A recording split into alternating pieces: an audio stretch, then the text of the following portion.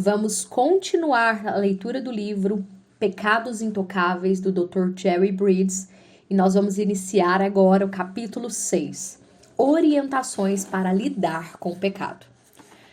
Já estudamos sobre a cura para o pecado e sobre o poder do Espírito Santo que trabalha a nosso favor. Vimos também que temos de participar de forma ativa no trato com o pecado. O apóstolo Paulo escreveu que é necessário mortificar as práticas do pecado em nossa vida. Romanos 8:13 e Colossenses 3:5. Isso inclui os pecados óbvios que queremos evitar, como também os mais sutis que somos propensos a ignorar. Não basta concordar que toleramos pelo menos alguns deles. Qualquer pessoa concordaria, com exceção da mais santarrona. A expressão, afinal, ninguém é perfeito, talvez seja a nossa desculpa. Contudo, encarar honestamente esses pecados é algo bem diferente. Para começo de conversa, é uma situação que causa vergonha. Além disso, também implica termos de tomar uma atitude em relação aos nossos pecados. Não podemos continuar a ignorá-los como fizemos até agora. No entanto, antes de examinar alguns pecados aceitáveis entre os cristãos, gostaria de oferecer algumas orientações para lidarmos com eles. Embora alguns pecados necessitem ser tratados de modo especial, algumas orientações se aplicam a todos os nossos pecados sutis. Primeira orientação: lidar com o pecado sempre no contexto do Evangelho. Já falei sobre essa verdade no capítulo 4, mas é necessário repeti-la. Nossa tendência é esquecer o Evangelho assim que começamos a lidar com o pecado em nossa vida.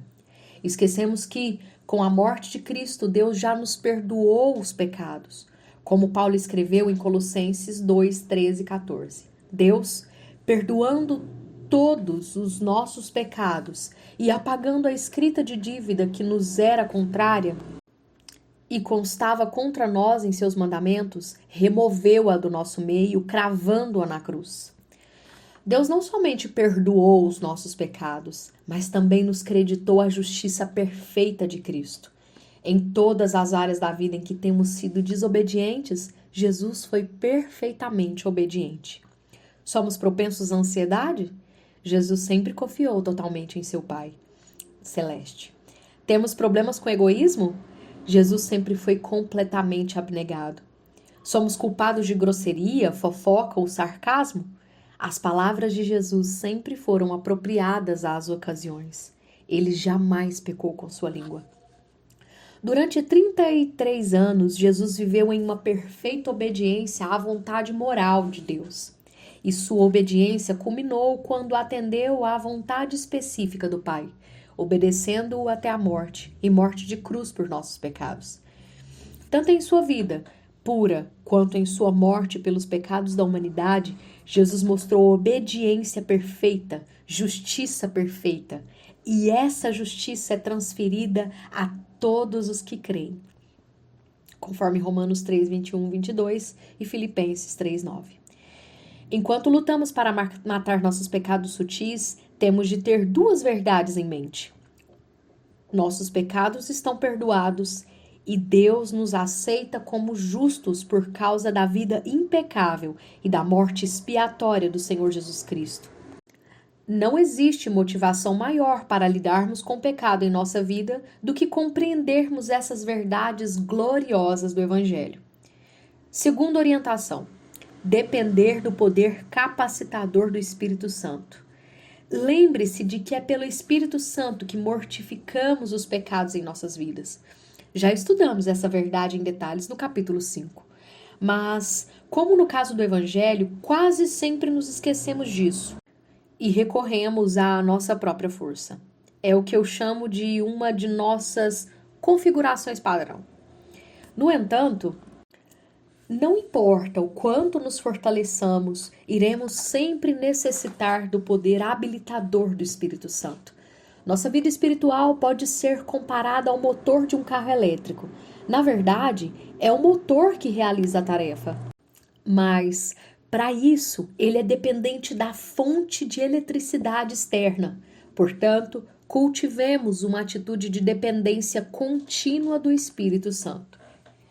Terceira orientação: reconhecer que temos responsabilidade de dar todos os passos práticos na luta contra o pecado, mesmo dependendo do Espírito Santo.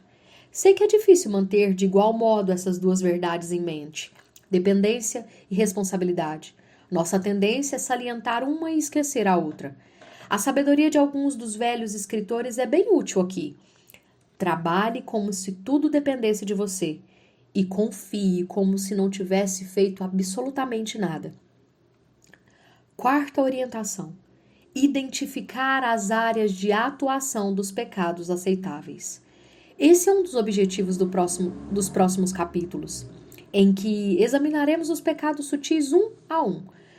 Ao ler cada capítulo, peça ao Espírito Santo para ajudá-lo a descobrir em sua vida algum traço do pecado ali descrito. Claro que isso exige atitude humilde e disposição para encarar o pecado. Ao identificar um pecado, pense nas situações que o desencadeiam. Preparar-se para circunstâncias ou eventos que engatilham o pecado ajuda a dar um fim nele. Quinta orientação: aplicar versículos específicos a cada um dos pecados sutis. Devemos memorizar os versículos, refletir e orar sobre eles e pedir que Deus os use para nos fortalecer na luta contra esses pecados. O salmista afirmou: guardei a tua palavra no meu coração para não pecar contra ti. Salmo 119:11. Guardar significa reservar para necessidades futuras. Em 1999, o mundo passou por uma tremenda crise de ansiedade, pensando no que iria acontecer quando os calendários dos computadores mudassem para 1º de janeiro de 2000. Muitas previsões sinistras de todos os tipos sobre a economia mundial, hoje em dia muito dependente dos computadores, garantiam que o colapso era certo. Como resultado, muita gente estocou comida e material de emergência. A mudança de ano não teve nada de extraordinário. Afinal, os computadores continuaram funcionando como sempre. Mas mesmo assim, a ocasião ilustra de modo vívido o significado do verbo guardar. A população guardou para as necessidades futuras. É isso que fazemos ao guardar a Bíblia no coração. Armazenamos versículos para as necessidades futuras, para as horas em que somos tentados a nutrir algum pecado sutil ou nem tão sutil assim. Claro que não existe mágica nenhuma na memorização de versículos. Eles têm de ser aplicados à vida.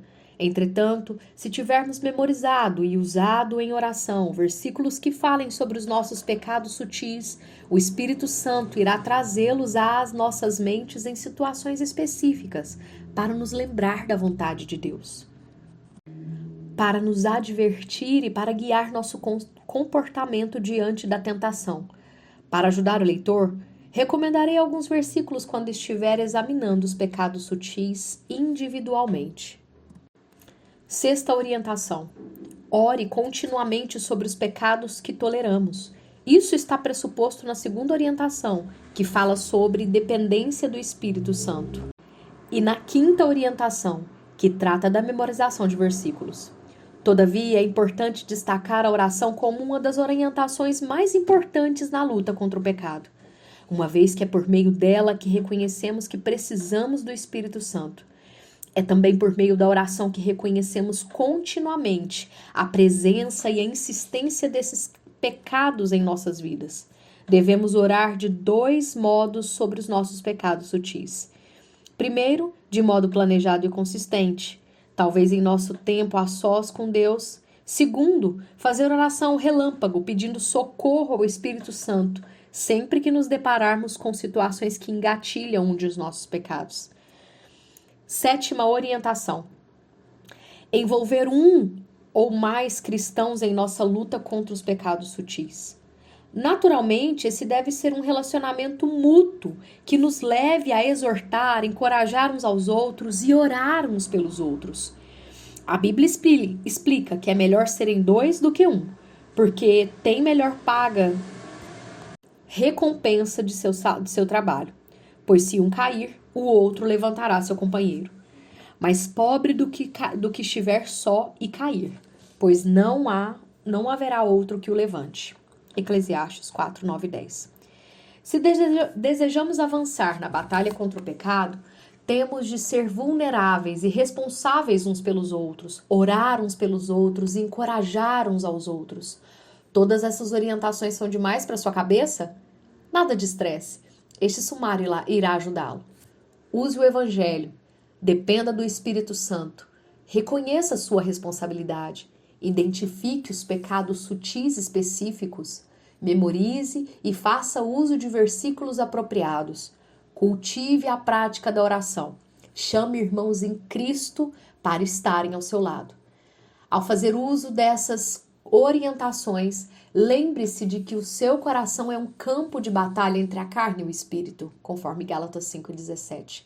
Nessa guerrilha, a carne levará vantagem algumas vezes. Ao mirar um pecado em especial na intenção de matá-lo, sua situação pode piorar ao invés de melhorar. Anime-se, isso é normal. O Espírito Santo usará sua desobediência e derrota ocasionais para fazê-lo enxergar a profundidade de seus pecados sutis e levá-lo a entender o quanto você depende do poder do Senhor. Ao examinar alguns pecados que normalmente toleramos, oferecerei algumas sugestões práticas a respeito de como lidar com eles. Contudo, essas 7 orientações gerais serão sempre aplicáveis. Portanto, aconselho que o leitor faça uma boa digestão desse capítulo antes de prosseguir.